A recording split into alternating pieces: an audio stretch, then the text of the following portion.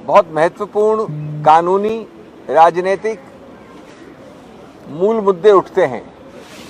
पहली बात, मैं कानूनी पे कोई खास टिप्पणी नहीं करूंगा क्योंकि मैं खुद पेश होके आया हूं उच्चतम न्यायालय ने, जिन्होंने कल मामला निश्चित किया है, लगाया है कोर्ट में, तो इसलिए मैं उस विषय में बहुत कम नहीं के बराबर बोलूंगा।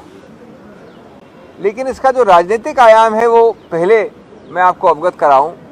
एक बहुत ही भद्दा, घिनौना, भर्त्सना योग्य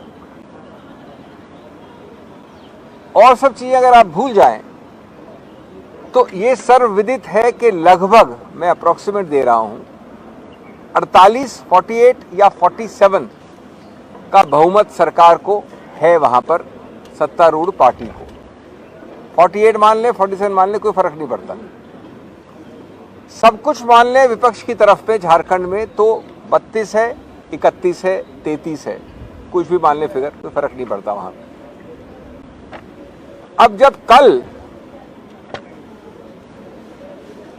कल वाले जो मुख्यमंत्री हैं जिन्होंने बाद में इस्तीफा दिया और जाके राज्यपाल के भवन में औपचारिक रूप से कहा और उसके बाद सूची दी गई, और सूची के अलावा सर्वविदित है, सबको पता है कि ये बहुमत है 48 या 47 का, तो मेरा पहला मूल प्रश्न है कि गणतंत्र लोकतंत्र में आज हम 12 बजे, 11:30 बजे यहाँ खड़े हैं, माननीय राज्यपाल जी ने अभी तक क्यों नहीं नियुक्त किया मुख्यमंत्री?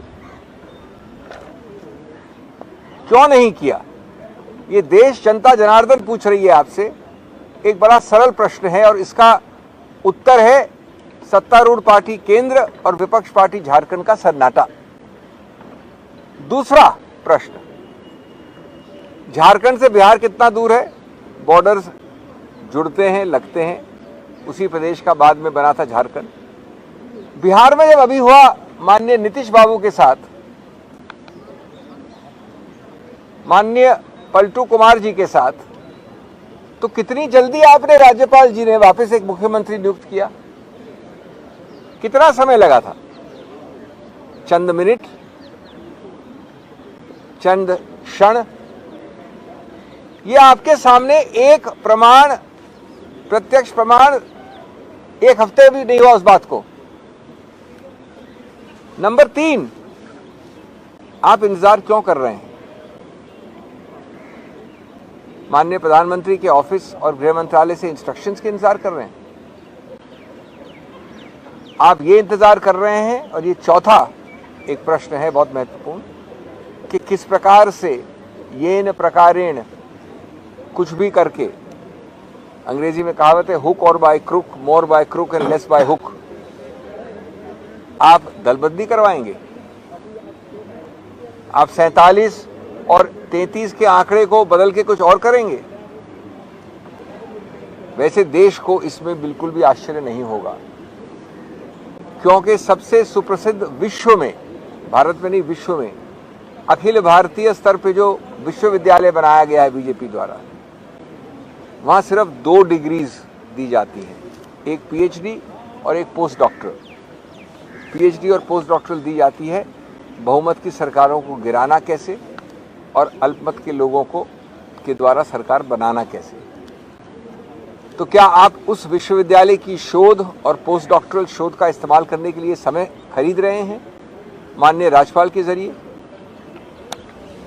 नंबर 5, या फिर आप राष्ट्रपति शासन की बात कर रहे हैं? कुछ भी हो जाए, इस देश में कोई विपक्ष की सरकार, कोई राजनीतिक रंग जो भगवा के अलावा हो, वो रहना नहीं चाहिए।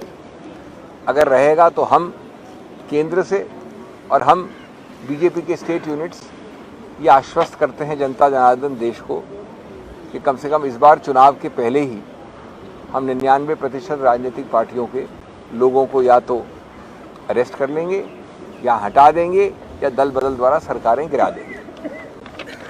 आज 75वें वर्ष, आप हर दिन इतने भाषण देते हैं अमृतकाल के, उस अमृतकाल की परिभाषा आपने उस न्यू इंडिया, नवी इंडिया की परिभाषा ये कर दी है, गौरवशाली विश्व का सबसे बड़ा गणतांत्रिक देश। और 7वां, क्या आप इतना घबरा गए हैं उस सुनामी जिसका नाम है भारत जोड़ो न्याय यात्रा, कि आपके पुराने सुप्रसिद्ध तौर तरीके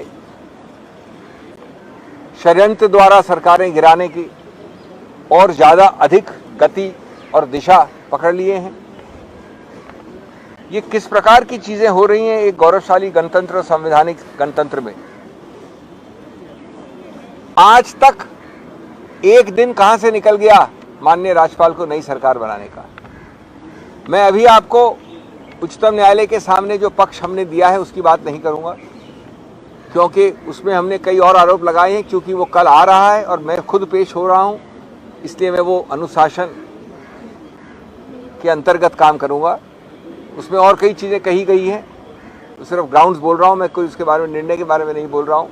किस प्रकार कल माननीय उच्च न्यायालय ने इतनी जल्दी आदेश दिया 8 और 9 बजे के बीच में कि आज वो मामला लिस्ट हो, और 9 बजे किस प्रकार हमारे वकीलों ने ईडी को इसका इंटीमेशन दिया, सूचना दी, और उसके बाद 10 बजे कोई व्यक्ति जाता है राज्यपाल के घर में और वहां पर आप अरेस्ट कर लेते हो उसको, ये बात जानने के बाद कि आज मामला लगा है।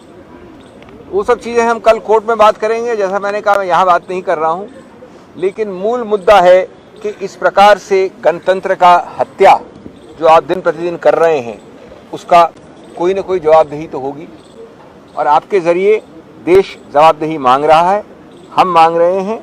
और हम ये कहेंगे कि आज जो आपने पार्टनरशिप की है एजेंसियों के साथ, जो आपने दुरुपयोग किया है संस्थाओं पे प्रहार करके, जो आपने एजेंसीज को अपना एक पपेट तो क्या कहें, उससे भी नीचे एक स्लेव बना दिया है,